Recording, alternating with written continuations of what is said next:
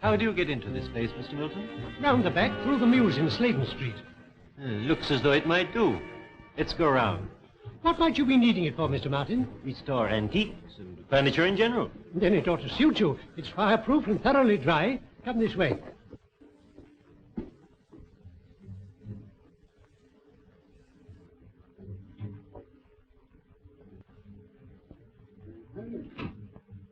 What's left of the booking office now? Well, Moran, Mr. Martin seems to have done his work very satisfactorily. I carried out your instructions in the letter, Professor. Now, Moran, let's get our bearings. That wall, I take it, faces Peldon Street. Exactly. Originally the main entrance to the station. And the lift shaft? Here, on this side.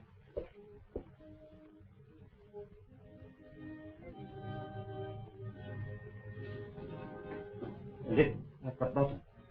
80 feet below. Quite a drop. Eh, Moran? The power was cut off, of course, when they closed the station. I think we are.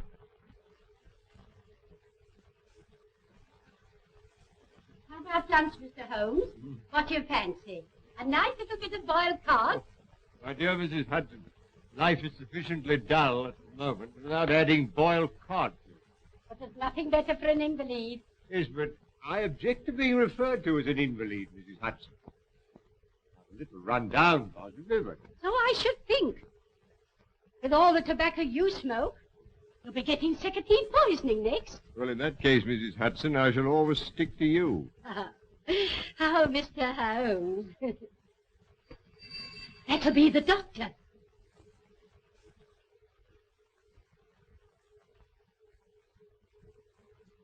Dr. Watson. Oh.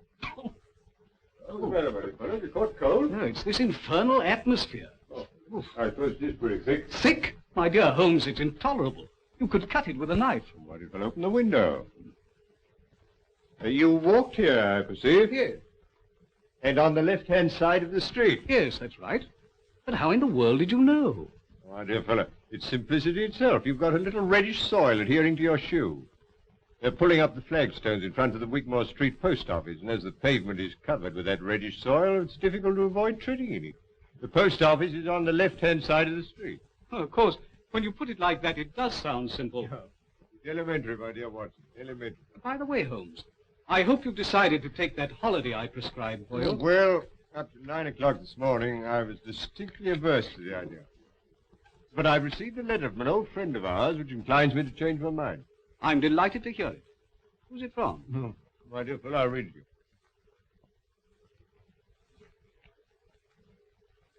My dear Holmes, I'm sending you and the doctor yet another invitation to visit me here. Believe it or not, it's 20 years since you disposed of the hound of the Baskervilles for me. Oh, bless my soul, can you believe that, Watson? Seems impossible to me. Amazing. My daughter Diana is anxious to make your acquaintance. Yes, but she's engaged, Watson. To young Trevor, a neighbor of theirs. Oh. I know you hate the country just as I hate London. But stretch a point and come down for a week or two with Watson. Yours ever, Henry Baskerville.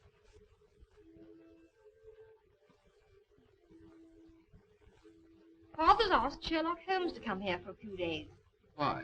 The family hound come to life again? Oh, don't be absurd. Hello, you two youngsters. Oh, Dad, do you really think there's any chance of Mr. Holmes coming here? Well, as you know, I haven't been able to persuade him in the past. For the post, sir? Oh, thank you, Jack. Holmes is a creature of habit. He likes to bury himself in Baker Street and work out his problems with the aid of, I don't know how many ounces of tobacco a day. I must say I'd like to meet him. He sounds a terribly brainy sort of chap. I wonder if he's any good at spotting winners. Oh, no. Holmes's hobby is spotting criminals, Jack. I don't think racing's quite in his province. Well, Watson, what about it? Could you get away for a fortnight? Yes, I think so. The hoped-for epidemic of measles hasn't materialized. Things are rather slack. I could get a locum to carry on for me. Good. And I will stretch a point and write to Baskerville. Lestrade, sir. Ah, good morning, Lestrade. Anything important on hand? Morning, Mr. Holmes. How are you, Doctor? You've the air of something unusual having occurred. Well, yes, Mr. Holmes. Well, tell me about it. Look, you find a cigar on the table. Thank you. I'm leaving London. Well, God bless my soul. This is a very sad development, Watson. With Professor Moriarty, that Napoleon of crime, still at large. You and your Professor Moriarty, Mr. Holmes. He seems to see his hand behind every other crime on the calendar. The Yard doesn't share your views, I'm afraid. They think it's all moonshine. Well, moonshine's a brighter thing than fog, Lestrade. However, tell me where you're going. Exeter. Exeter? Oh. Promoted Chief Inspector. Reorganizing the traffic, I presume. No. Barchester races. Half the West Country turn up. And they make Exeter their headquarters. I see. Well, good luck, Lestrade. If your talent for organization is equal to your flair for detection, Barchester races should be something of a sensation. Thank you, sir. In case it's any use to you, the Chief Constable, Colonel Ross, gave me something good for the Barchester Cup. Oh, what is it? His own horse. Silver Blaze. Well, I'm afraid I'm not much of a betting man, Lestrade, but Watson here thinks he knows something about racing. Silver Blaze. He was round about 10-1 at the last call over. You won't get anything like that about him tomorrow, Doctor. It's an open secret that he did a trial yesterday which puts him among the greatest stayers of all time. You're becoming quite a tipster, Lestrade. Yes, our handy guide to the turf. Well, anyway, he carries my money. Better to be on a certainty at short odds than down the course to 100-1, say I. There you are, Watson. Make a note of that. As a matter of fact, the doctor and I are going down to the West Country to stay with Sir Henry Baskerville, so we may possibly see you. I hope so, Mr. Holmes. If you do feel like having a fatter, Doctor, don't forget Silver Blaze. Watson, put a bit on for me. What?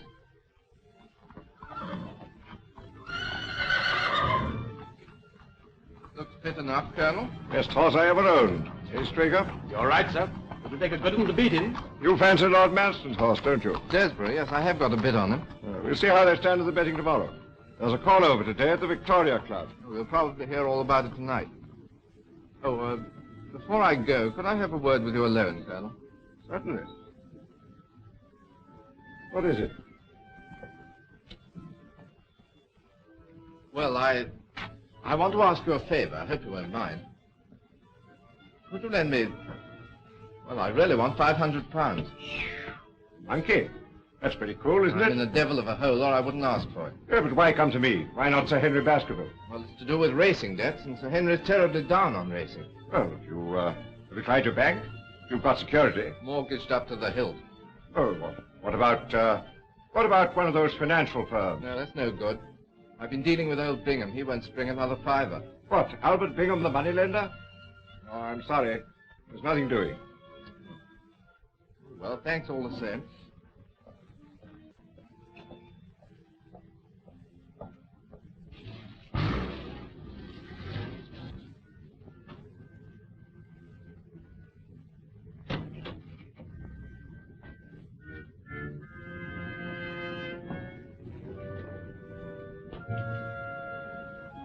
Stay here, Prince. I may want you again shortly.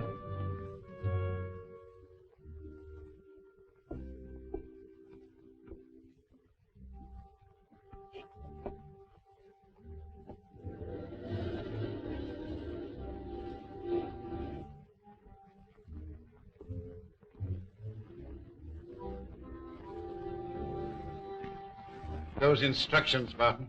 Sure. I'm expecting a visitor in a few minutes. You'd better stand by with Prince till he goes. Very good, Professor. Eh? Bring him in.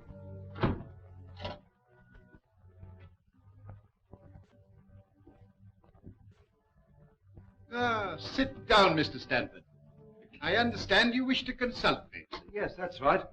What is your business? Look here, Professor, I'm a commission agent in a big way, I'm fully aware who and what you are. In that case, I'll come to the point. I've laid bets amounting to over £150,000 against Silver Blaze for the Barchester Cup, when his price was 100 to 6 against. You follow that? Perfectly. His trial yesterday proves he's a smasher, a world beater. At the call over at the Victoria Club tonight, he finished up a firm favourite at 7 to 2 against. I can't lay off anything to speak of, so to cut a long story short, if Silver Blaze wins the cup, I go out of business. I see. And you wish me to arrange that Silver Blaze does not come under starter's orders. Is that it? Exactly. I must confess that this is a somewhat unusual experience, even for me. I've had some little association with the turf, really as a form of recreation. And I have found in general that bookmakers are an honorable body of men. See here, Professor, I haven't come here... Sit down! I presume you are aware that what you're asking is out of my usual line of business. I thought you were prepared to take on anything for a consideration. Quite. Depends on the size of the consideration. Well, I've told you what I stand to lose. What's your price? £10,000. Pretty steep, isn't it? It's not my custom to argue about these matters, Mr. Stanford. Take it or leave it. Very well. Then that settles it. Now, Mr. Stanford, a few details. Where is the horse trained? King's Pyland, Dartmoor. Colonel Ross's training stable. Ross. Very good. Now give me all the information you can about the Colonel's employees and their neighbors on the moor. You know anything about them? Yes, it so happens that I do. As regards his neighbors, there's Sir Henry Baskerville, young Trevor, and Silas Brown, who trains for Lord Manston at Capleton. As to his employees, there's Straker, his trainer, Mrs. Straker, Hunter, the head lad, and the usual stable boys, and... Where's the bloke you drove here to see the boss? Fellow named Stamford, bookie. Did he tell you anything? No. Don't suppose you come round here to hand out tips, do you? So he's pretty deeply involved. Up to his neck. I know everything about him. He's bet with me for years. He owes a packet to Albert Bingham, the moneylender. Bingham. Lots of racing people deal with him. That's the name, Moran. Buy up all his debts from Bingham and from any other quarters you can find. Don't haggle about the price. Buy quickly. I want to get the whip hand over that gentleman at the earliest possible moment. Very good. When that's done, you'll be ready to leave with me for Dartmoor.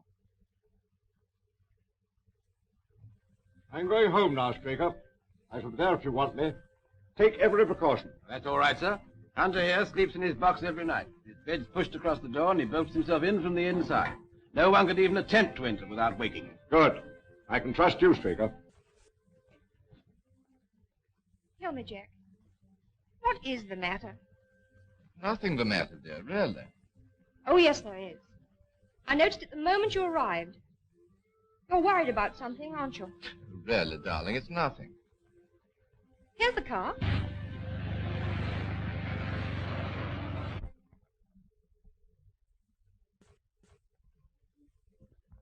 They're here, Dad. Arrived, have they? Good.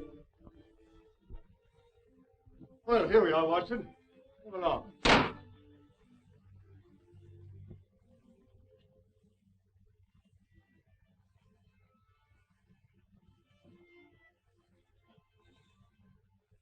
Dear Holmes, delighted to see you. We're delighted to come. And you too, Doctor. Oh, that's very kind of you. Dad, looking at you both, I can't believe it's 20 years. Oh, you flatter us. Now, come along. I want you to meet my daughter. Oh, thank you. Delighted. Diana, this is Mr. Holmes, Dr. Watson, Mr. Trevor. Now, how about a whiskey and soda after your journey? Oh, thank you. I'm sure that's what Dr. Watson would prescribe. Well, if I did, you'd automatically refuse to take it.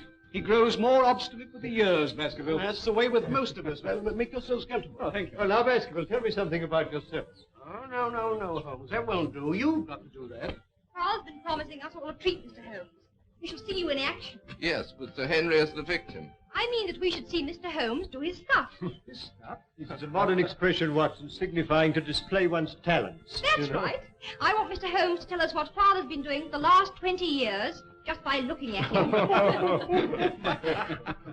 You evidently have great faith in my abilities, Miss Baskerville. But I'm afraid there's very little data. I merely observed that since we last met, your father has taken to billiards, that he's recently played 100 up with Mr. Trevor. Absolutely correct, Holmes, but how... Oh, my dear fellow, it's simplicity itself. I observe that both you and Mr. Trevor have traces of blue chalk between the forefinger and thumb of your left hand, which is put there, obviously, to steady the cue. There. I hope that satisfies you, Diana. Well, I expect you'd like to see your rooms. I'll show you, Mr. Holmes. You'll stay and dine, Jack? Thanks. If you'll take me as I am and don't mind my rushing off immediately afterwards, I've got to ride over the moor to King's Pyland. I'm trying to get Straker to persuade Colonel Ross to buy one of my ponies. Oh, that's all right, my boy. Come along.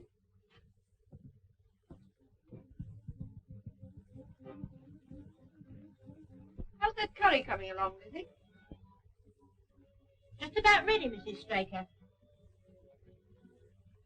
Put some aside for Hunter when you've dished up. Take it across to him in Silver Blaze's box. Very good.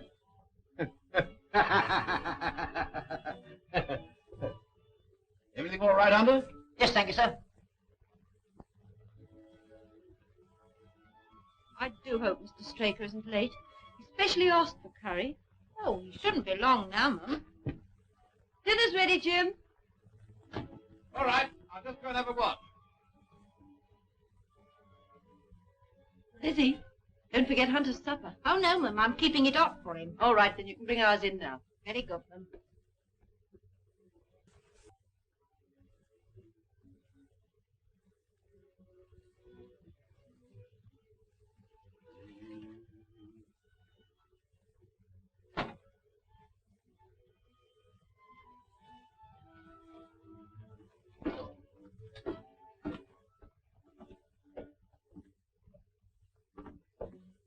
Yeah.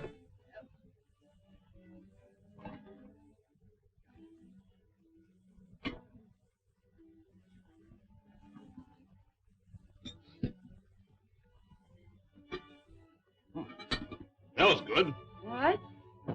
Yes, but you only just came in time. Well, I've had a lot to attend to. Is the Colonel coming over again before the race? He didn't say so. I'm quite satisfied when you've laid the time. Who are you sending in the horse box at Silver Blaze?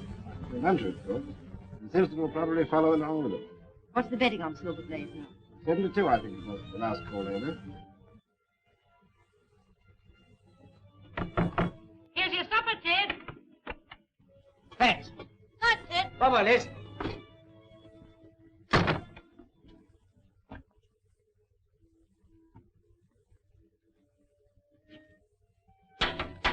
Anybody about?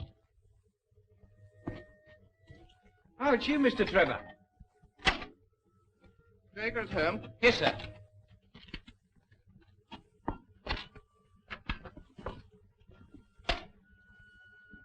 Look out for the mare for me, will you, sir? Very good, sir.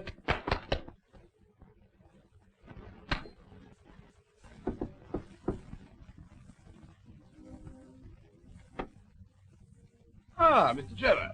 Trevor not butting in. Not a bit. Come in. Called round to have a chat about their pony. Sit down.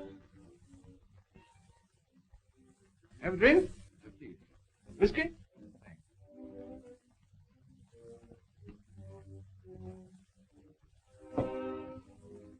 Whose horse is that, Simpson?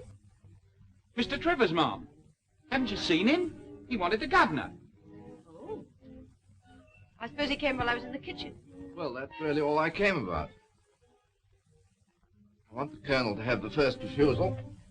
I might tell him the price I've quoted and let me know what he says. Very good, Mr. Trevor.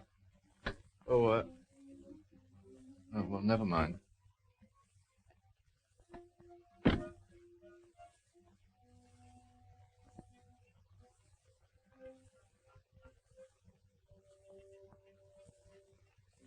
Mary. Mary. Where have you been? Oh, just returned round the yard. You have a look at Silver Blaze? No, I just went for a breath of air.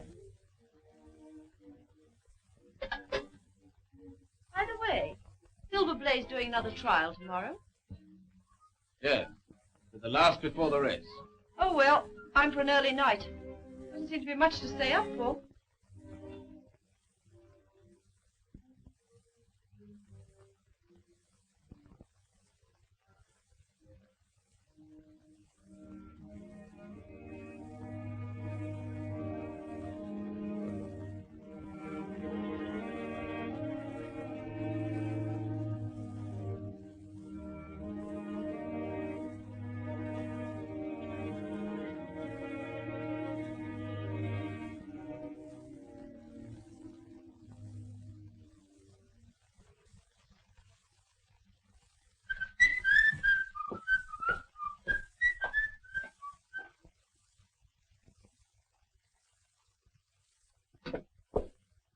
Here, take my cup.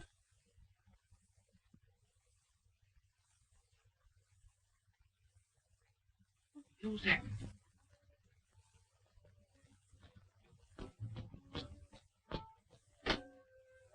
Where's the governor? Where's the governor? Why, isn't he in the yard? What's up? Is anything wrong with Silver Blaze? He's gone. Gone? Yes, and Hunter's dead.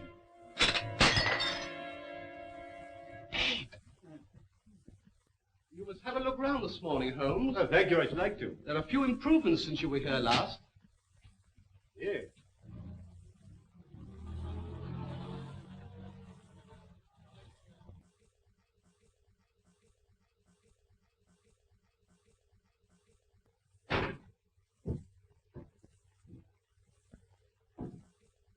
No, why, it's Ross. Who's there with him? Well, unless I'm much mistaken, that's my old friend Lestrade. Recently a member of the London police force, now transferred to Exeter. Hello, Ross. Morning, Baskerville. This is an early visit. Well, Lestrade, I didn't expect to see you so soon. You are Mr. Sherlock Holmes, I presume? Yes, and this is Dr. Watson. How do you do? I was told I could find Mr. Trevor here. Ah, yes, here is Mr. Trevor. Ah, I want a word with you, Mr. Trevor. See, Ross, what's happened? There's the devil to pay, Baskerville. Last night, Silver Blaze was stolen. Hunter, my head lad, poisoned, and Straker has vanished. What's it got to do with Jack? That's what I'm here to find out. Well, perhaps we'd better go indoors. Come along, Ross. Now, Mr. Trevor, I'm in charge of this case, and I want to ask you a few questions. At the same time, I must warn you that anything you say may be used in evidence. You were at King's Island last night. I rode over from here after dinner, yes. Why were you over at King's Island, Mr. Trevor? See Straker about the sale of a polo pony. At all? Yes. Why? You didn't make that an excuse to try and get information from the stable boys about Silver Blaze, for instance. What the devil do you mean? Not interested in Silver Blaze, perhaps. I'm interested in the race, certainly. So are thousands of other people. Now, Mr. Trevor. Just one moment, Lestrade, if you would allow me. Mr. Trevor, you say you discussed the sale of a polo pony with Mr. Straker. Was anyone else present? No. But not even Mrs. Straker? No. Quite. Now, Mr. Trevor, you said just now that you weren't particularly interested in Silver Blaze.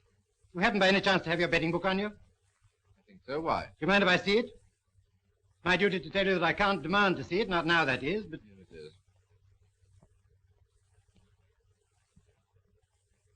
it is. I see you backed Desborough, the second favourite to the Barchester Cup, to win you £5,000, Mr. Trevor. 5,000? But, Jack, you told me you only had a few pounds on it. I'm sorry, dear. I had my own reasons. Before you go any further, Lestrade, may I ask if it's your intention to apply for a warrant against Mr. Trevor? Not at the moment, Mr. Holmes. It's my duty to warn him. I'm in your hands, Inspector. I won't run away. As a justice of the peace, I will be answerable for Mr. Trevor. You better stay here, Jack, while the investigation's going on. Well, thank you, Sir Henry. Very well. Now, Mr. Holmes, I may as well be frank with you. There are things in this case which completely baffle me. Really? You surprise me. I was saying to Colonel Ross that I'd be glad of your cooperation. Well, the case certainly has some points of interest. But what does Colonel Ross say? Personally, I should prefer to leave the case in the hands of the official police force.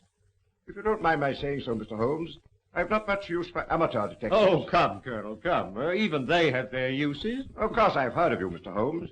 They say you've never been beaten. Well, it's true I've been generally successful. Well, I hope you'll be so with me.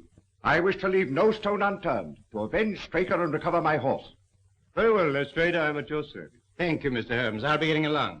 I'll see you later at King's Island. Really, Holmes, I must protest. You're down here to recuperate, you know. Undoubtedly, my dear doctor, but only last night you suggested a tonic. Well, here is one ready-made. Yes, please, Mr. Holmes, for my sake and Jack's.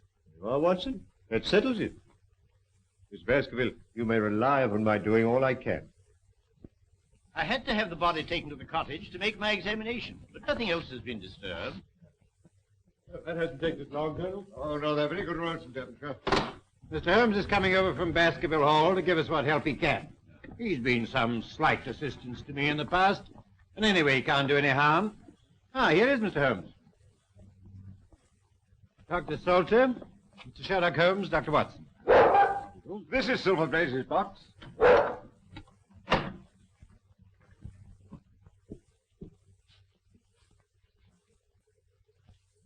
What, in your opinion, was the cause of death, Doctor? An overdose of powdered opium. In that case, he would have died in his sleep. That is so.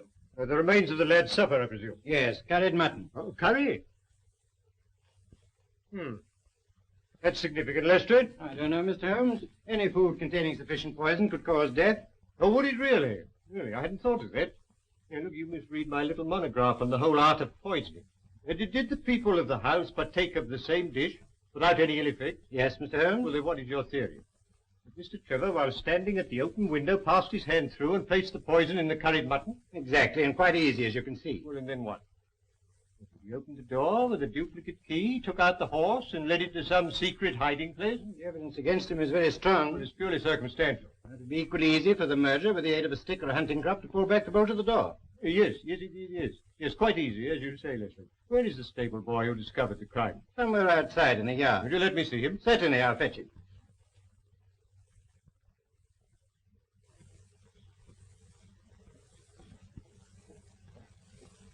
Your name, Simpson? Yes, sir.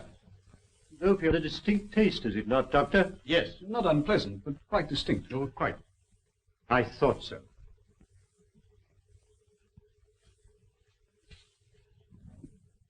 Oh, is this the boy? Yes. Now, my lad, you say that Mr. Trevor dismounted at the gates and asked you to water his horse. Yes, sir. And then? He went towards the cottage, sir. And in doing so, he would, of course, have to pass Silver Blaze's box. Yes, sir. He went along that side. But you didn't actually see him pass the box? No, sir. I had my back to him. Yes. Thank you, that'll do. You can go back to your quarters. Very good, sir. Would you like to question Mrs. Straker, Mr. Holmes? Not at the moment. But by the way, Colonel, there's another training stable. Quite close, I believe. Yes, Capleton. Silas Brown trains Lord Manston's horses there. Lord Manston's Desborough's second favourite. Yes. Oh. Then, with the exception of Baskerville Hall and Trevor's place, your only neighbour would be Silas Brown. Yes. I phoned Brown at once on the discovery of the crime. He knows nothing. Oh. Oh, and there's nothing to connect Mr. Trevor with the Capleton stable. Nothing. By the way, Colonel, have you an old shoe of Silver Blaze? Yes, here.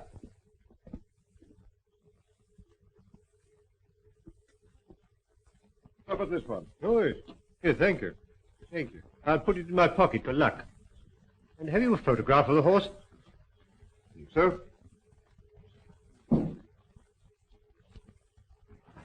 This too? Perfect. Thank you. Do you mind? Not at all.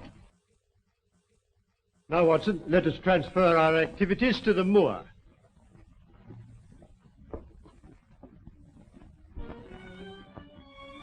That building on the skyline, I presume, is Capleton. Yes.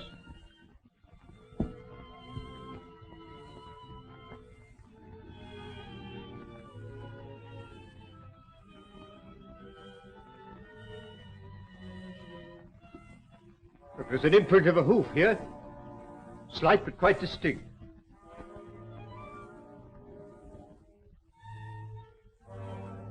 An exact fit. And here are footmarks. Good Lord! What's that? Watson. It's Straker! Obviously, he followed the thief, caught him up here, there was a struggle, he paid with his life. And here's the torch he used to trace the horse.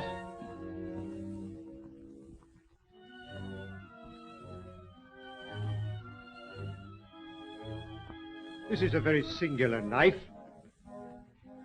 Surely this is something in your line, Watson. Oh, yes. It's what we call a cataract knife. Yeah. As I thought. Devised for very delicate work. It's a curious weapon for defense. Lestrade? The best you could lay hands on at the moment, I suppose. Yes.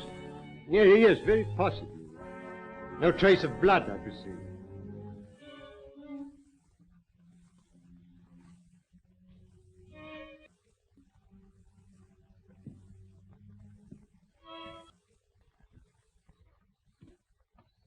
Why, that's Straker's coat.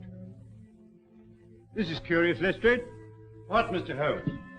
It looks as though the murderer let him take his coat off before the struggle. Couldn't he have taken it off afterwards? Well, that's one explanation. Though it's difficult to see with what motive. However, take it, Lestrade, and make a careful inventory of everything you find in the pocket. Very good, Mr. Holmes. And now I suggest that you and the Colonel return to King's Pyland and arrange for the removal there of the body. And then perhaps you'd be good enough to meet us with a car by that bridge in, say, an hour's time. Dr. Watson and I are going to take a little walk over the moor. Very good, Mr. Holmes. In an hour's time.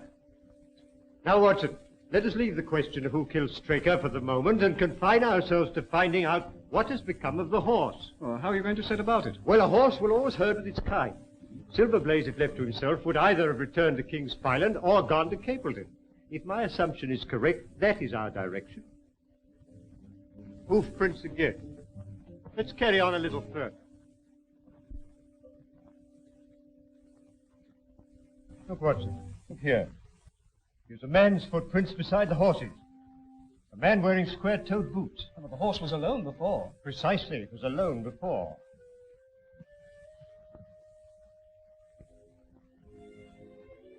Here we are. Here's the same footprints. This time they're coming from Capleton. Yes, let's follow the trail. Looks in the pink, doesn't it? Yes, ready for anything. Aren't you desperate? Let's see. What is in the betting today? 5-1, second favourite.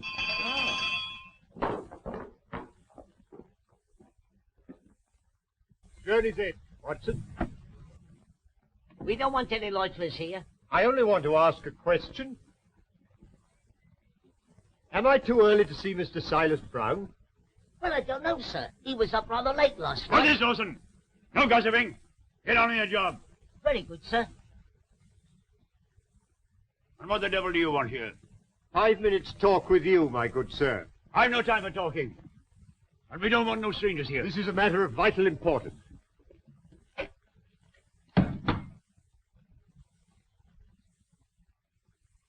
a lie. Very well. Shall we talk it over here or inside? All right. Come on. I shan't keep you more than a few minutes, Watson. That's all right, Holmes. Now, Mr. Brown, I'm at your service.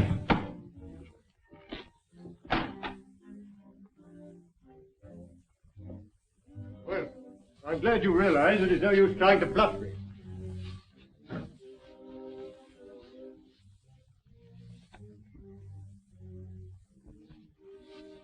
Yes, that's quite a clever bit of faking, Brown.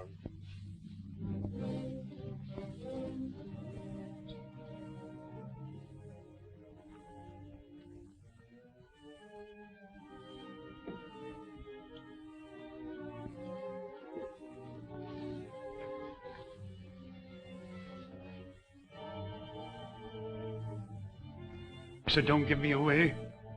I'll return the horse. Very well, but providing you do as I tell you.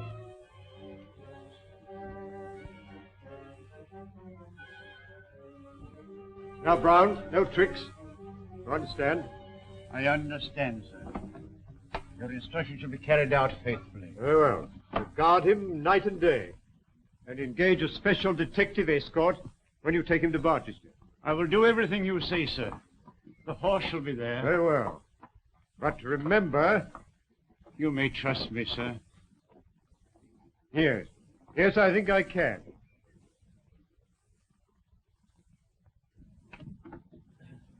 I'm sorry to keep you, Watson. Oh, that's all right. Well, a more perfect compound of the bully and coward than Silas Brown I've seldom met with. The horse is there, then? Yes. Of course, he tried to bluff it out. But I described to him so exactly what his actions had been last night that he's convinced I was watching him. Well, what actually happened, Holmes? I'll tell you. Now I must go and collect Mr. Holmes and Dr. Watson. I must say I haven't much hope of their having found the horse. I'll be here when you come back.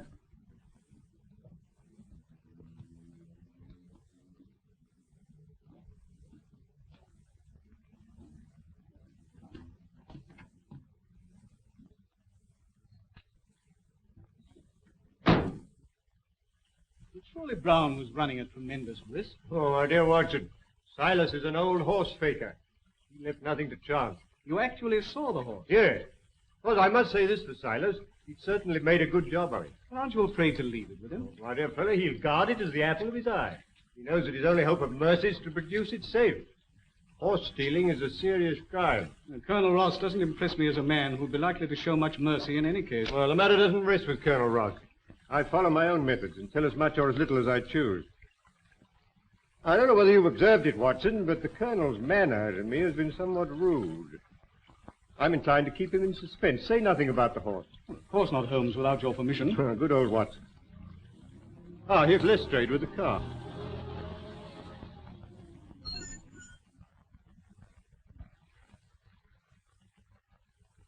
Well, Mr. Holmes, seen anything? Yes, we've seen some very interesting things, Lestrade. Boots. Boots? Yes, square-toed boots. Where now, Mr. Holmes? Straker's cottage, please. I hope Mr. Holmes won't be long. I want to phone the story through in time for the 6 o'clock edition. Ah, Mr. Holmes, I represent the Western Mail. I understand you're taking up this case. No, certainly not.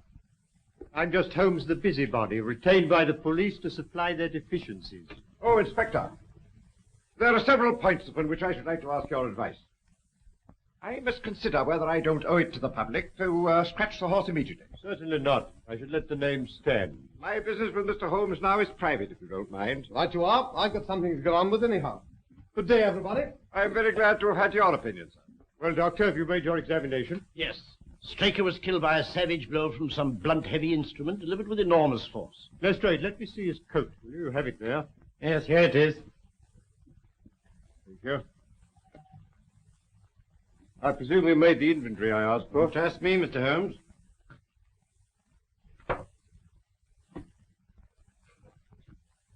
Letter in envelope. London postmark. Pipe. Briarwood pipe, Lestrade. Pouch. Pouch of sealskin. Matches. They're foreign. Telegram.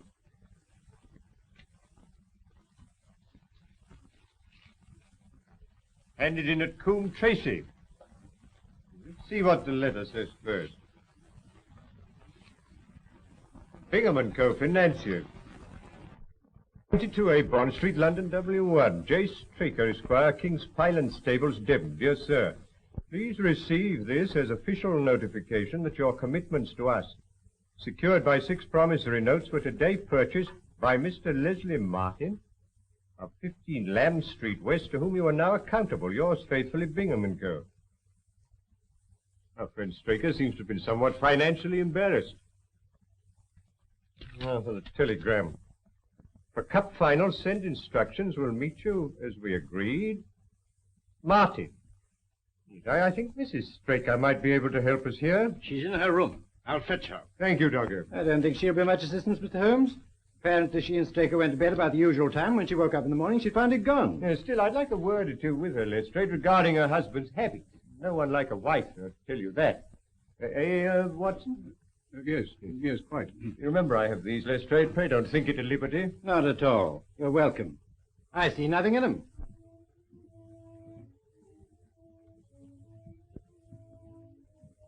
Oh, Mr. Lestrade, have you discovered anything? No, Mrs. Straker. Mr. Holmes has come over to help us. We shall do all that's possible. I won't detain you a moment, Mrs. Straker. I realize what you're going through. I just want to ask you this. Are you by any chance a light sleeper? Yes, Mr. Holmes. As it happens, I am. I noticed a dog in the yard. Does he sleep out there at night? Yes, always. He's a very good watchdog. You didn't by any chance hear him barking during the night? No, I didn't. No.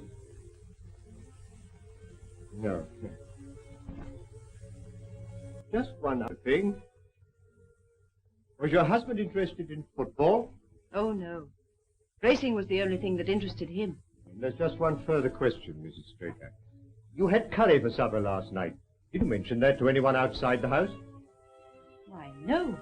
No, thank you, Mrs. Straker. I don't think I need intrude upon your time and patience any longer. Thank you, Mr. Holmes. Colonel, you have a few sheep in the paddock.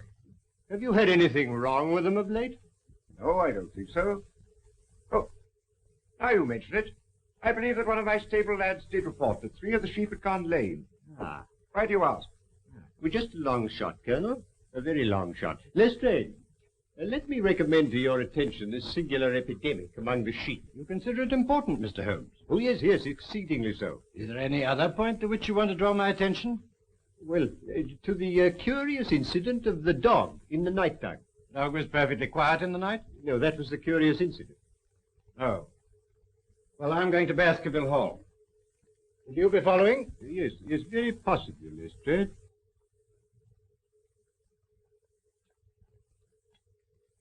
Hello. Hello. Hello. Could you please give me Coombe Tracy Post Office? Yes. Yes, I'll hold on. Coombe Tracy is a small village, is it not? Yes, just a hamlet. Then the postmaster would likely to remember any strangers who came into his shop. I should think so. Hello. Hello, is that the postmaster, Coombe Tracy? Look, I'm speaking for Mr. Straker of King's Pyland. He received a telegram yesterday signed Martin, dispatched from your office. If he cannot recall anybody of that name, could you kindly describe the sender to me? Yes.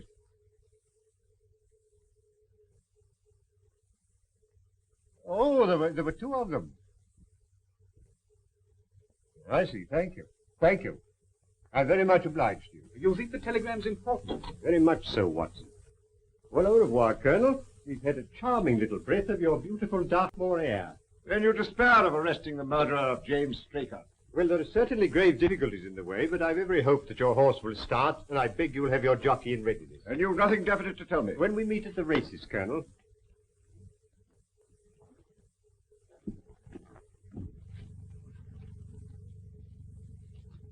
What do you make of it all, Holmes? It's innocent looking enough at first sight, Watson. But the fact that Straker was not interested in football persuaded me that this is not to be taken at its face value. You observed, of course, that the name of Martin appeared in both the letter and the telegram. Yes, it struck me as curious. It is highly significant, Watson. This telegram is peculiarly interesting. You mean it's in code? Yes, and a very elementary one. By simply crossing out each alternate word, the message assumes an entirely different meaning.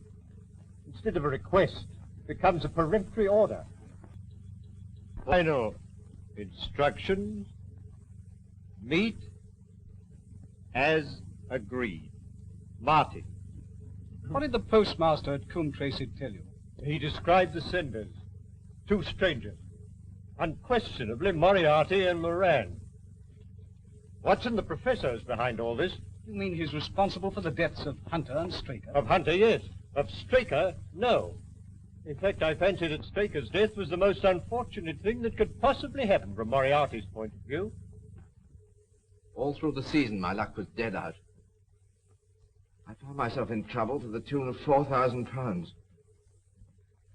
I went to Bingham and raised what I could. And as a last plunge, I've backed Desborough to win me 5,000. Make or break. Well, why didn't you come to me, my boy? Well, you're not a betting man, Sir Henry, and I was afraid you wouldn't understand. That's why I kept it dark, even from Diana. And now that loathsome inspector. Oh, come now, it's no use calling him names. In view of these bets, he'd every reason to be suspicious. I don't care. He's a thoroughly nasty person. I disliked him from the first moment I met him. Inspector Lestrade. Any news, Inspector? Yes, very grave news, Sir Henry. We found Straker's body. Body? Do you mean he's... Murdered. On the moor about a mile from King's Pyland. Sherlock Holmes takes up the case. Sherlock Holmes, Moran. Once again, that man is crossing my path. What's this news mean, Professor? What's gone wrong? What does this man Holmes know? I tell you, if Silver Blaze goes to the post and he's fit... There is a big difference, Mr. Stanford, between a horse going to the post and winning the race. You've had my assurance. I am not in the habit of failing my clients. Moran, tell Barton to take Mr. Stanford home, then come straight back. Yes, sir.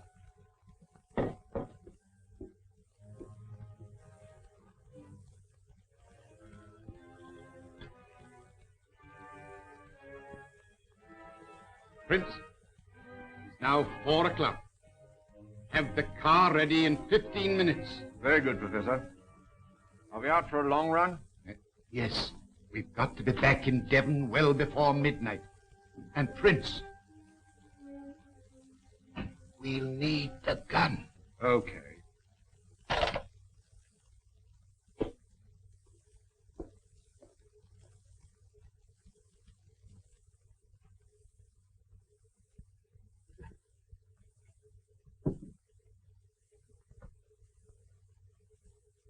What have you got there, Prince? Oh, you haven't seen this little gadget before, have you? No. You hadn't joined us when it was last used. Let's have a look. It's a magazine air gun, absolutely silent and immensely powerful. Made specially for the Professor by a well-known foreign gunsmith. Seems you're going to use it again. Oh, there you are, Barton. I want you to take Mr. Stanford home. Yes, we're in deeper waters than you think, Lestrade, but we must take the case one step at a time. Now, I've progressed so far, I'm glad to say, as completely to exonerate Mr. Trevor. You've got to convince me, Mr. Holmes. I've every hope of doing so. Now, you will agree that Hunter was murdered in order that the horse could be stolen. Exactly, we all know that. When I examined the remains of Hunter's supper, I remarked on the fact that it consisted of curry. Yes, but I still don't see. Well, perhaps I can help you to see. And one or two other things as well. That was the first link in my chain of reasoning. Hunter was poisoned with powdered opium, and powdered opium is by no means tasteless. Well then, Mr. Holmes, why didn't the boy notice it? By no means tasteless when mixed with any ordinary dish. Curry was exactly the medium which would disguise that taste. So, you remember that I asked Mrs. Straker if she told anyone they were having curry for supper that night, and she replied, no. Yes, I remember you putting that question. Well, it's surely too monstrous a coincidence to suppose that Trevor happened to come along with powdered opium on the very night when a dish was served which would disguise its flavor. That is unthinkable, Lestrade. That certainly is a strong point. And there's a further point, even more significant, Lestrade. The silence of the dog. Though someone had been in the stable and fetched out the horse, the dog had not barked enough to arouse Mrs. Straker, who was a light sleeper. Obviously, the visitor was some member of the household. Then what do you make of it, Holmes? One thing for certain. Trevor becomes eliminated from the case. Well, I confess, Mr. Holmes, in view of what you say, I don't know what move to make. Make no move at the moment, except to assure Mr. Trevor that all suspicions of him were unfounded. You know, we're old friends. As wrongfully to arrest the future son-in-law of Sir Henry Baskerville. I appreciate that.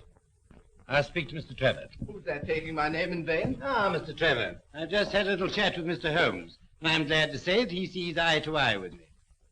You quite understand that at the commencement of this case, it was my duty to follow up any clue, however slight. I don't mind telling you now that I never seriously suspected you. Well, he can't say fairer than that, can he? Well, I'm very glad you feel that way about it, Inspector. Yes, I still don't see how it helps us. Who did put the opium into the curry? Who did steal the horse and kill Hunter and Straker? My dear Lestrade, it's a capital mistake to theorize before you have all the evidence. It biases the judgment. Then you're not going to tell us anything, Mr. Holmes? Well, not at the moment, Miss Baskerville. There's one other link in the chain to be tested, and to do that, I'm afraid we must return to London tonight. Tonight? Yes, Dr. Watson and I are sorry to have to run away like this. Well, there's nothing before the midnight train from Exeter. Dinner will be ready in a few moments. You've heaps of time to dine here in comfort before you go. Well, thank you. I shall be delighted. I hope you'll stay and dine too, Inspector. Oh, thank you, sir.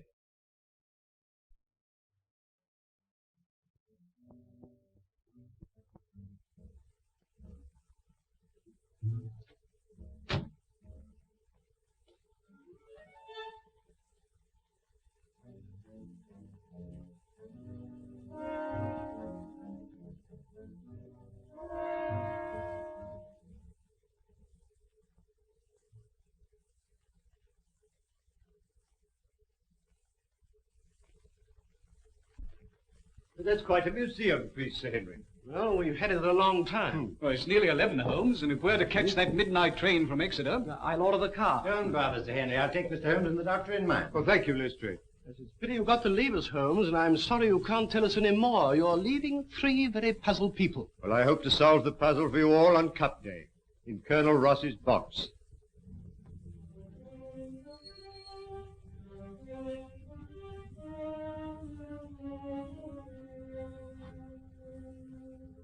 What's happening? I think he's going, Moran.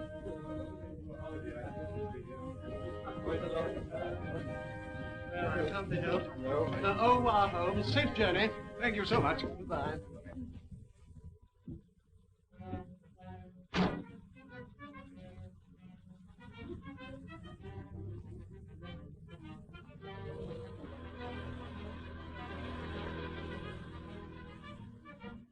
Quick, back to the car. Follow that car. When you get clear of the house, overtake her.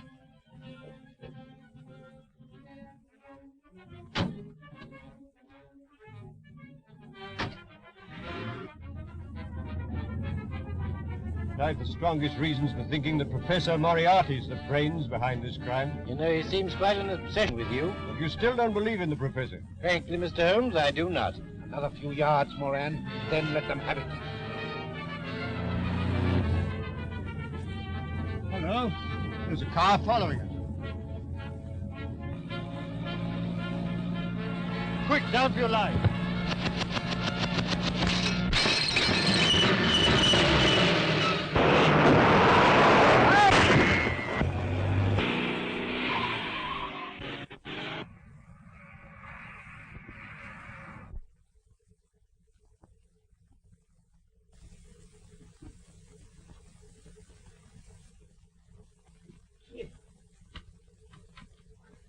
What, are you hurt, Watson?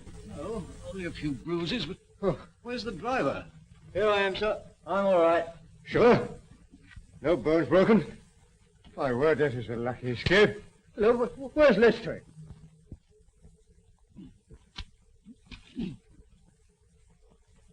Watson, have you seen Lestrade? Lestrade!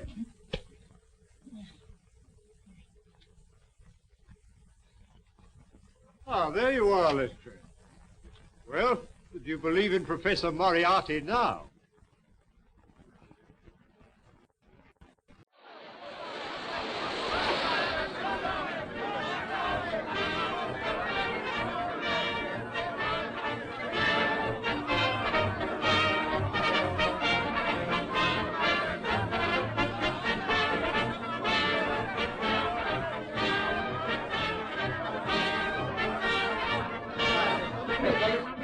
Silver Blaze, 6 to 1. I'll take £60 to 10. Silver Blaze, 60 pounds to 10. Number 5 hits 9.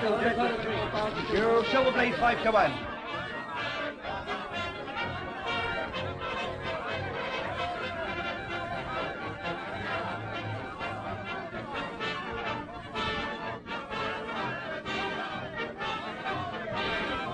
May I borrow your glasses, Mr. Holmes?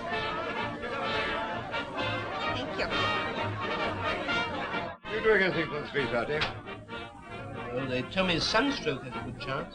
Oh, Mr. Holmes, you've assured me that my horse will go to the post. But we are still waiting to know who killed Straker and Hunter. I promised you should know everything today, Colonel, and you shall. Ah, Watson, you've been having a little flutter, I see. What? Well, if you want to conceal it, I suggest you find a deeper pocket for your betting ticket. It's all very well, Mr. Holmes, but we're waiting. Yes. Well, Colonel, in the first place, it will come as a shock to you to learn that Straker was a scoundrel, utterly unworthy of your confidence. Are you serious, Mr. Holmes? Yes. Acting under the orders of a master criminal who bought up his debts and so had it in his power to ruin him, he poisoned Hunter and then took Silver Blaze out on the moor in the dead of night. I can hardly believe it. Straker? But to what purpose? It was his intention to use that singular knife, you remember I found in his hand, to nick one of the tendons of the horse. With your wide experience of the turf, Colonel, you know it's possible to do that subcutaneously and leave no trace. The result would be a slight lameness, which would put down a rheumatism or a strain in exercise. You say it was his intention. You mean he didn't succeed? No. I examined the knife. There was no trace of blood. But why didn't he do all this in the stable? Why take him out on the moor? Well, for the best of reasons. When so spirited a creature felt the nick of the knife, he would certainly have roused the soundest of sleepers. But how did you arrive at all this, Mr. Holmes? I found several clues, the chief of which was the knife. You remember my asking you if you'd found anything wrong with your sheep? Yes, I remember. When you told me that some of them had suffered from lameness, that confirmed my theory. That Straker, before tackling the delicate operation on the horse, had been practicing on the sheep. Good heavens. But who interrupted the plot? Who killed James Straker? I'll waive that question for a few minutes, Colonel. Hello, the numbers are going up. What number is Silver Blaze? 9. 9. Oh.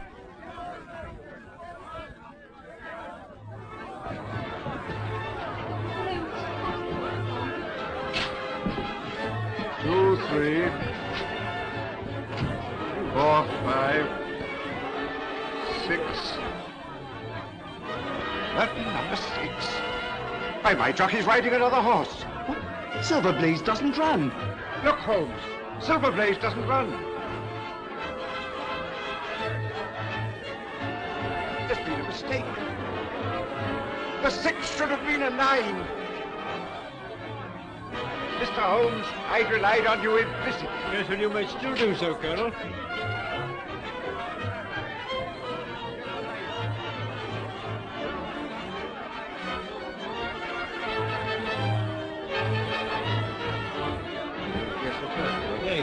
That is, yes, brother.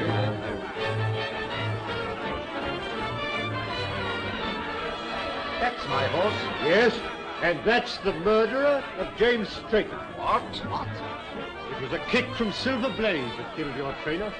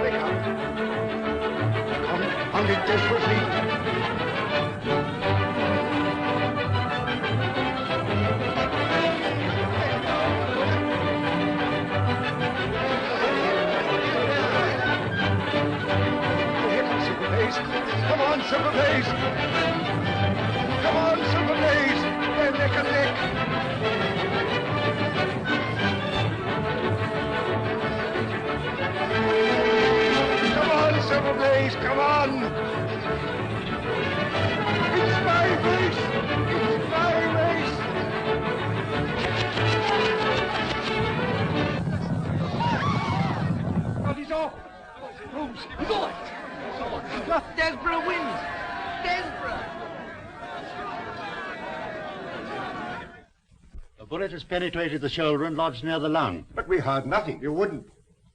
It was fired from an air gun. Noiseless and of tremendous power. How could it possibly be concealed in the crowd? In the interior of a specially designed kinematograph camera. Good heavens.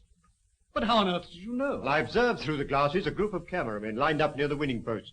I fancied I knew one of them. Mr. Holmes, what does this all mean? It means, Colonel, that you've been cheated of your race by the most cunning and dangerous criminal in London. Is there nothing can be done? Lestrade, who's the most likely man to give me some information on the betting for the cup? Difficult to say. Old Sam Silver's a member of the Victoria Club and a good friend of mine. Where can we find it? It's 100 to 1. It's in the Champagne Bar at this moment. I'll stay here with Merton if you don't mind. There's no question about it. Stanford had laid over £100,000 against Silver Blaze and got left with it. Point him out to me. There he is, Mr. Holmes, in the dark suit and the bowler. Thank you, Mr. Silver. Watson, I want you to take particular note of that man. Not a word, Sam. Trust me. Excuse me, Mr. Holmes. You can allow me to look after this. Yes, but I think you need a little unofficial help. Just to supplement your usual happy mixture of cunning and audacity. Is there anything I can do? Yes, my dear Watson. A job that involves tenacity of purpose, of which, my dear fellow, you've given me so many proofs. Look, I want you to remain here and never lose sight of Stanford. Lestrade and I will drive straight back to Baskervilles. Lestrade, will you give instructions for your car to be at Dr. Watson's disposal? Certainly, Mr. Holmes. And you might tell your chauffeur to get into Mufti. As soon as Stanford leaves, follow him. When he arrives at his destination, send the car back to Baker Street. Then go to the nearest phone box and tell me where you are and wait for me. Is that clear? Perfect. Watson's a long time phoning. Patience, Lestrade, patience. Concentrate on the game. Yes, come in. Mr. Holmes, It's nearly midnight. You really must eat something. Can't I tempt you to a nice bit of haddock? My dear Mrs. Hudson, you've always been a temptation to me, but haddock at this moment is not. How about a nice sheep's head? No, thank you, Mrs. Hudson. I suggest you go to bed, Mrs. Hudson. Oh, very well, sir.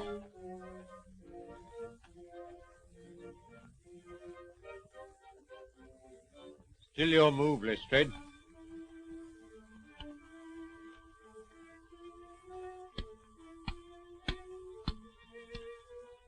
My mind's not on the game, Mr. Holmes. I wonder what has happened to Dr. Watson. Well, now, let's see. It was 5 o'clock when we left the course, and it's now... Well, now it's nearly midnight. We ought to hear something soon. But tell me, Mr. Holmes, why did you leave Dr. Watson to do the trailing? Why not yourself? Because, my dear Lestrade, when you set out to draw a badger that's gone to earth, you send a ferret down after it, while the man with the gun remains outside. Professor Moriarty is the badger, Dr. Watson is the ferret, and I, my dear Lestrade, am the man with the gun. I see. And Stanford? Well, Stanford, if he's a wise man, will go straight to Moriarty with whatever price he's paying.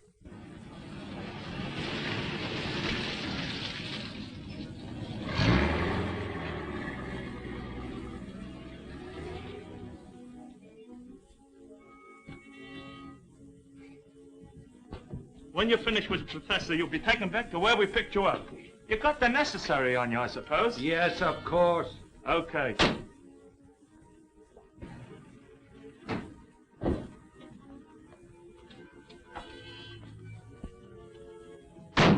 I want you to go straight to Mr. Holmes' rooms in Baker Street.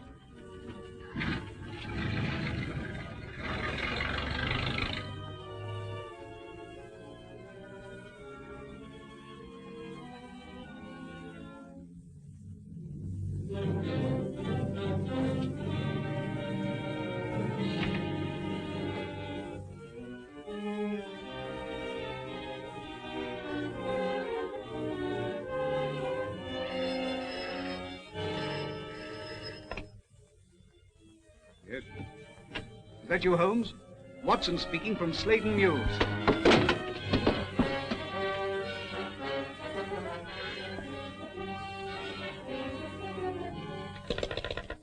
Watson! Quick, Lestrade, there's something wrong. They've got Watson. Inspector Lestrade's chauffeur, sir. Good. Drive us the way you dropped Dr. Watson. Right.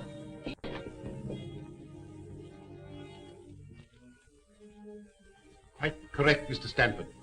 I must say this case has proved more intricate than I anticipated. It should have been worth a trifle more. However, perhaps next time. You may go. Barton? Yeah.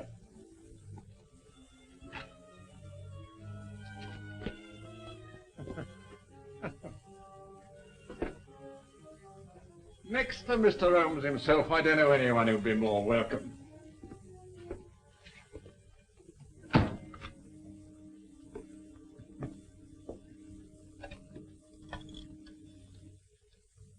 Hello. Professor? Who do you think I got here, of all people? Now. Dr. Watson. Eh? Watson, did you say? Dr. Watson? What's he doing here? Moran. Yeah. Yes. Caught him prowling around the yard. Shall I bring him in? No, not just yet, Prince. I leave him alone with his thoughts for a while. Nothing like a little suspense. I imagine that 3 weeks' wait for the hangman is infinitely worse than the final interview. Eh, Moran?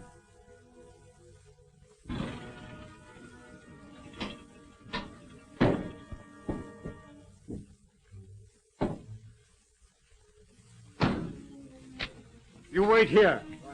Come, Lestrade. This is the Mews.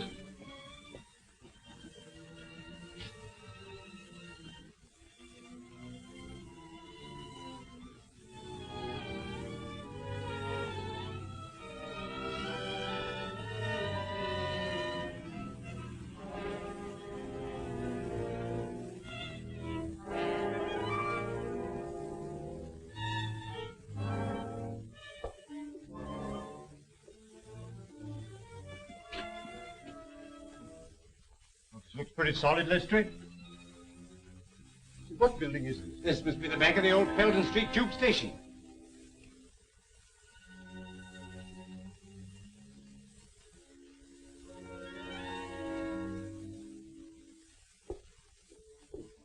What are you going to do, Mr. Holmes? Drive straight to Scotland Yard. And then? The headquarters of the London Transport. Now, Moran, I think we'll interview the doctor. Is that you, Prince? Bring in Dr. Watson. Right now.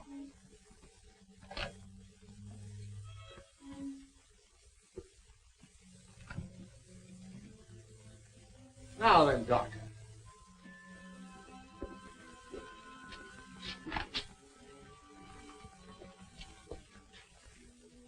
This should be most amusing, Moran. Ah, come in, Doctor. I've had the pleasure of several interviews with Mr. Holmes, but never before with his talented friend and colleague. Won't you sit down?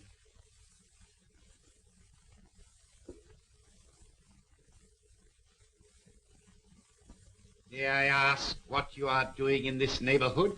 I'd good reason to think it was your neighborhood, Professor. Really? As a matter of curiosity, may I ask you how you got here? By following Mr. Holmes' instructions. Ah, I see. Then I'm afraid it's going to prove rather unfortunate for you, Doctor.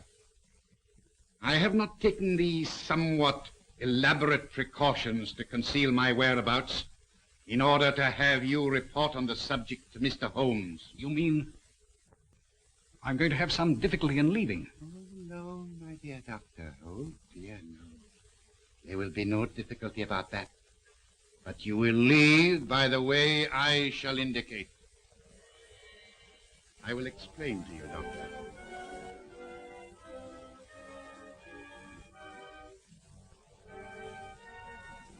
You are now in what was the Felden Street Tube Station. Behind that panel is the lift shaft. It's a sheer drop of 80 feet. If you have any last message to send to Mr. Holmes, I will see that it is delivered. Sherlock Holmes will call a reckoning with you, Moriarty, without any reminder from me. So that is your last word.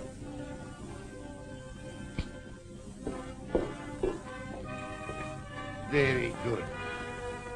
I will now remove the panel and wish you a swift journey.